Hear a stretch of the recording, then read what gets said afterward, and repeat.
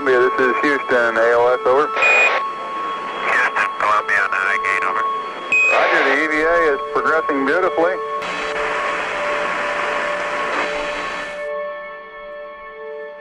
Whoops, let me straighten that out. A lot of people don't recognise the guy I'm talking to there, but that's Neil Armstrong. I consider myself to be incredibly lucky, having worked indirectly for NASA for over 30 years. That one there is another astronaut, that's Gene Cernan, the last man on the moon, talking to myself and my wife Betty and Mike Dinn in the background there.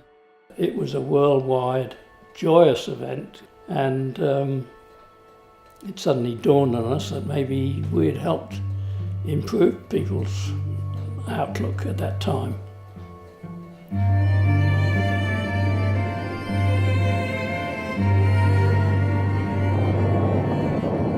The Apollo 11 mission in particular, and the Apollo 11 television, as it's turned out, really was the highlight of my career. I didn't sort of realise it at the time, and the highlight, ironically, is somewhat in a negative form.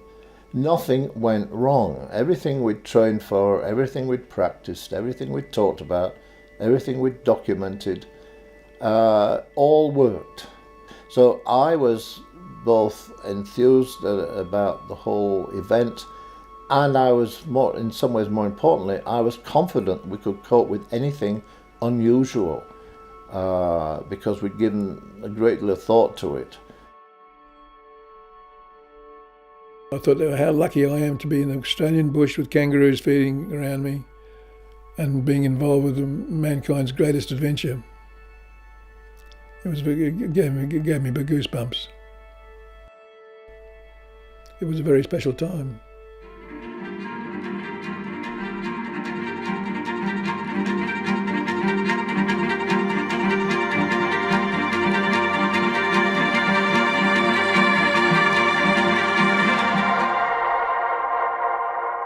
Better go back to the beginning. I was recruited from UK after I had travelled to Australia on a couple of business trips before, and was luckily offered jobs at both Tidbinbilla and Honeysuckle.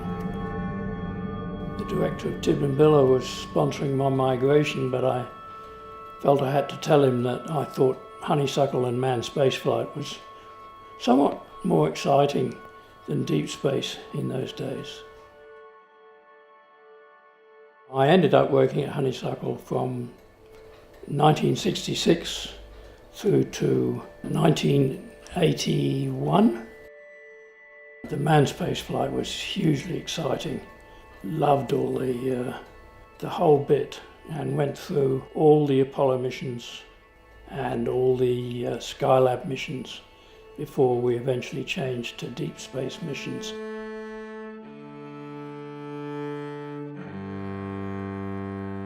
My job was to look after the antenna pointing, the antenna data, the time standard and the ranging system. When we started, there was no equipment, it was all just the antenna and an empty sort of building, and it was a terrible job getting up to work. We used to have a rough track which got us up to work. Often in the winter we used to leave the cars at the bottom of the hill and go up in four-wheel drives and cars with chains on the wheels. We used to put rocks in the boot and put the weight of the car down so it had a better grip of the road. These huge boulders, bigger than cars, used to roll down the hill and land on the road. Luckily, there was never a car underneath it, although I had an experience where I was photographing one rock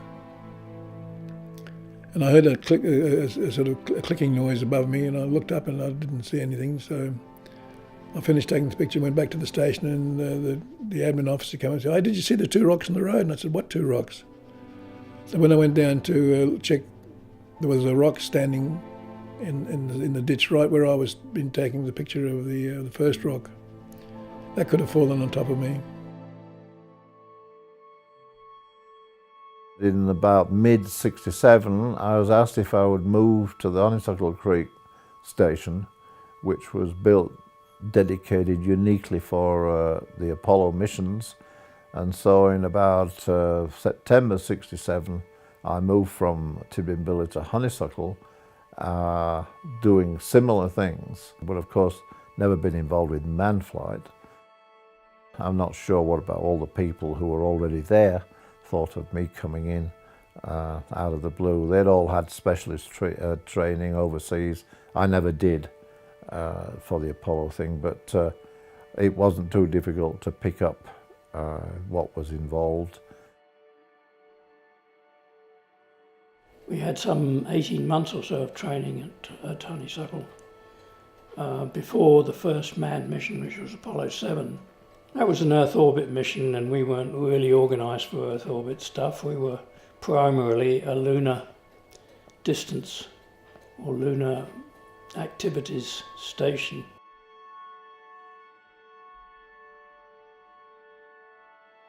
We had a team on the ground from Goddard who would evaluate our progress, how we performed. They'd toss in a whole lot of problems, procedural problems, equipment problems. And of course, if we didn't come up to the standard, we were grilled. I remember there was one moment where they came up to me and said, that PC board there has failed. Go and get another one. So out came the stopwatch, and I had to rush off to the store and get another spare. And they timed how long it took me to get that spare. That's how thorough they were. Our first major mission was Apollo 7. This was the first manned Apollo mission, and we became one of the dozen or so stations around the world. And towards the end of Apollo 7, I remember someone, I can't remember whom exactly, probably Tom Reed, the director, saying, could we support a mission to the moon before Christmas? That's the way it transpired. So when the moon mission was formalized, we moved from being in the second division of the tracking stations to the first division. The three of us who had the big dishes were the ones who were designed, built, put in place specifically for the missions to the moon.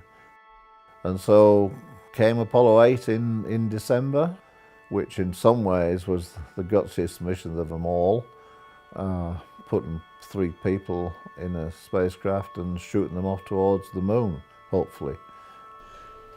Nobody had ever been further than 850 miles away from the surface of the Earth, and here they were going off around the moon 250,000 miles away.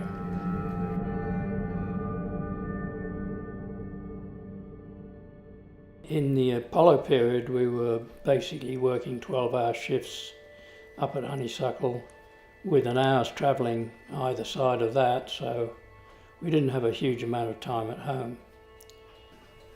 My poor old family suffered a lot when I used to come home, and they'd have to be quiet and all the rest of it. And at the end of Skylab and beyond, I suddenly realised I hadn't seen my kids grow up at all. It was a bit sad. Men tend to do that, they tend to get wrapped up in their jobs. And I'm sorry about that, but that's the way it was. 5, 4, 3, 2, 1, 0.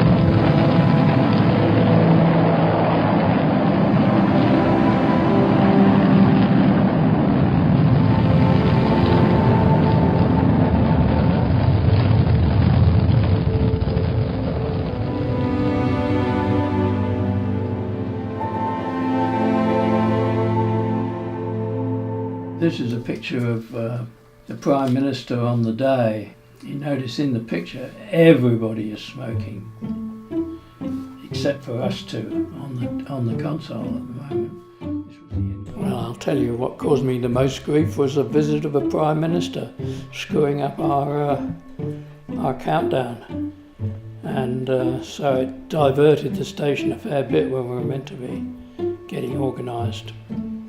However, he was a real Prime Minister and he was at a real tracking station. Suddenly I had to drop everything and rush off to the darkroom, load some film into my camera and follow him around taking pictures of the tour around the station. After he left, was back to the mission again. When they decided to get out early, that wasn't any particular big deal from our point of view at Honeysuckle. There was nothing new or different going to happen. It was just going to happen a bit earlier than we'd thought it might. Where it did have an effect was in regard to Parkes, the radio telescope at Parkes. It had been expected to be the prime recipient of the television, but because it got out early, the moon hadn't risen into the view of the Parkes dish. So we were at Honeysuckle were receiving the television picture. Television from Honeysuckle went to Houston, and Houston decided to select the Honeysuckle picture over the California one, and that's the one that went to the world of the actual physical first step. I'm going to step off the limb. It's one small step for man, one giant leap for mankind. Oh, that looks beautiful from radio. It has a stark beauty all its own. It's like much of the high desert of the United States. It's different, but it's very pretty out here. Obviously, the first problem was that the timeline changed fairly dramatically after they landed. I mean, how on earth would you expect two astronauts who just landed on the moon to go and have a nap before they got out of the spacecraft? That was all in the timeline, but of course Armstrong and Aldrin said, look, we're not going to nap at all, we want to get out, get on with it. At the time we lived at the Hotel Canberra. The Hotel Canberra was the headquarters, I suppose, of the Liberal Party members. When they came to Canberra, most of them lived in the hotel while Parliament was in session. So it was quite an exciting time to be in Canberra in those few years when the moon landing took place. There was such a build-up to it, and of course we were glued to the TV when they were going to land on the moon. And, you know, there was the anticipation and excitement of what was going to happen, and it was such a big event in our life at the time. No, they're pretty good, and there's that one we took with Nixon in the funny thing was we talked about at the time, Arthur always thought he was going to go to the moon in 20 years' time. And I mean, still they're not there today. But, you know, that's what it instilled in people too, I think. President Nixon probably talking to the people on the moon at the time. But I guess it all harks back to that photo. It's kind of, I guess I never thought it would be so historic. And 50 years later to think, oh wow, I was there. I don't remember it, but I was there.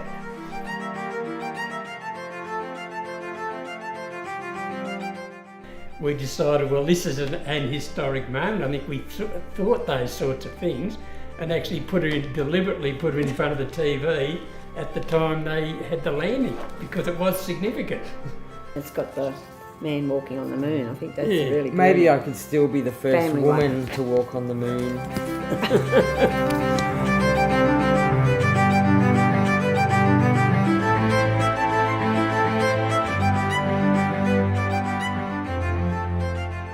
My name's Judith Perkins. I've lived in Canberra since 1949 when my dad arrived and who was doing his apprenticeship as a plumber within the Canberra region. I went to art college and then on to CSIRO, Division of Wildlife Research, where I was working in July 1969. On the day of the 20th of July, our workplace had hired a black and white TV, which was set up in our old tea room. We'd sort of drop in there and watch these fuzzy black and white figures on the screen. For a 20-year-old, it was an interesting experience because at the time it didn't seem quite real, but the thing that really got me was that we were watching this happening in real time. And we'd sit there sipping our cups of tea and then come back again, and it was a really amazing time. I believe that heritage is our past, and I think we need to look to our past to establish the future. I really believe that areas like Honeysuckle Creek need to be retained. And I just thought it's part of our landscape, and I really think it's a very important element of the part that we played in the first man on the moon.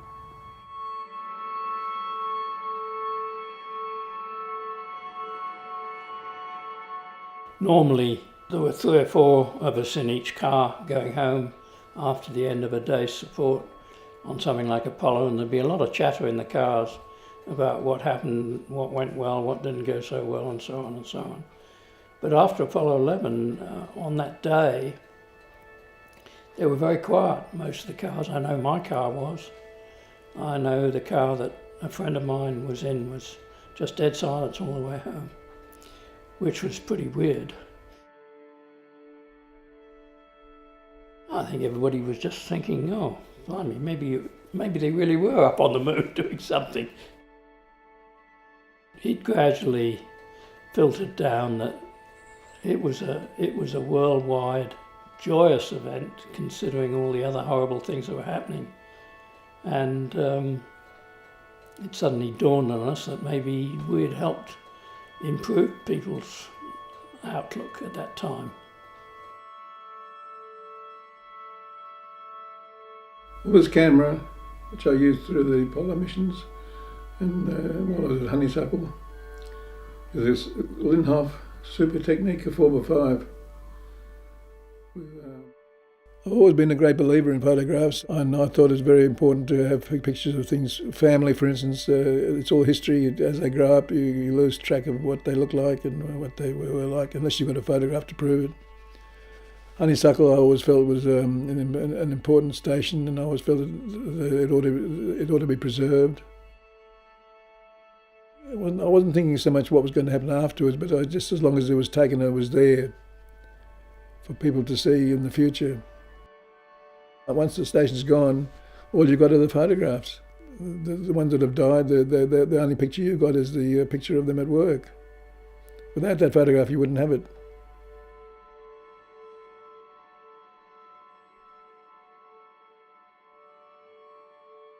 The second time we came off the side of Mount Taylor, dirt road, sheep on the road, driver avoiding action, got into a slide down over the edge, ended up about, 30 or 40 metres down the hill on top of a rock.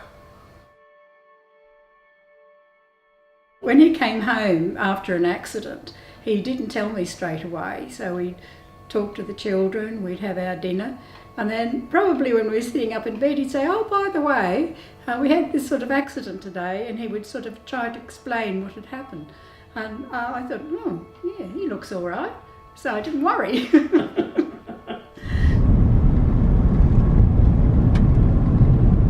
It's quite remarkable when you think about it that 50 years ago the mountains of the Bush capital played such a pivotal role in capturing a remarkable image and words, and then relaying that to the world, and the world sat there holding its breath as a man took a step on a distant planet. And some 50 years later, to be celebrating that is really quite remarkable for us as a national park.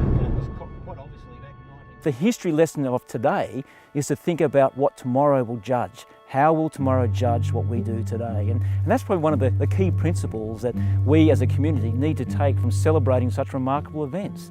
Those that will walk in our footsteps will celebrate what we do today. And that's something I think we should be very, very mindful of.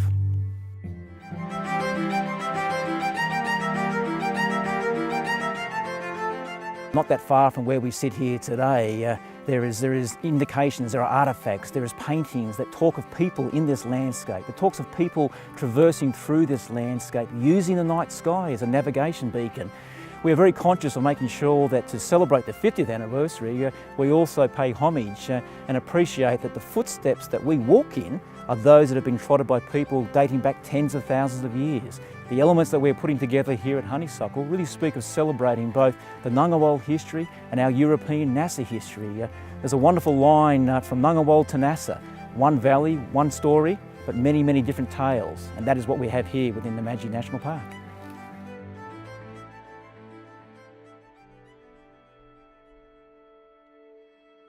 The Mint here has produced a special dollar coin and 5-cent coin, and part of a full set of coins. We weren't really aware that this was in work, but the result is quite good. This particular photograph was, I understand, used to inspire the design, if you like, of the $1 special coin as part of the 6-coin set, and we were pretty happy with that, except they'd given me a moustache on the 6-coin set. I think they looked at the microphone and thought that was a moustache. I don't know.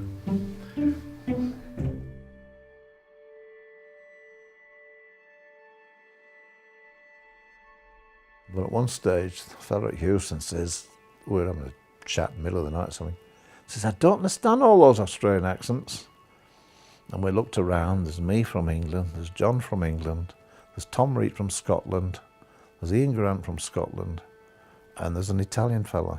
And I thought, they never hear an Australian accent at Houston. Not a genuine Australian accent.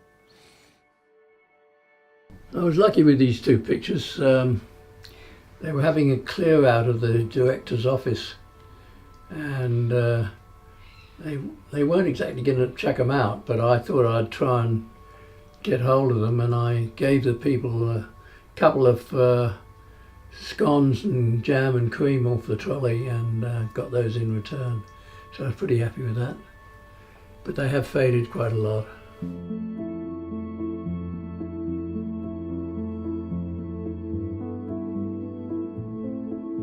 It is quite nostalgic. That's the rock where the wombat used to live under there, and nobody'd go near him because he was covered in fleas and flies. And you know, this is where the kangaroo used to come around. All that's left now out there are the concrete footings and footpads. But you know, when you've spent several years there, you know every inch of the place, and it's easy to walk around it and easily envision what it was like in its heyday. And the day came when the Honeysuckle was told that we no longer would need you and you're finished. We started to pull all the equipment out, and there was a terrible moment where I had to walk out the door for the last time. 8 of us was left. It was a very sad moment.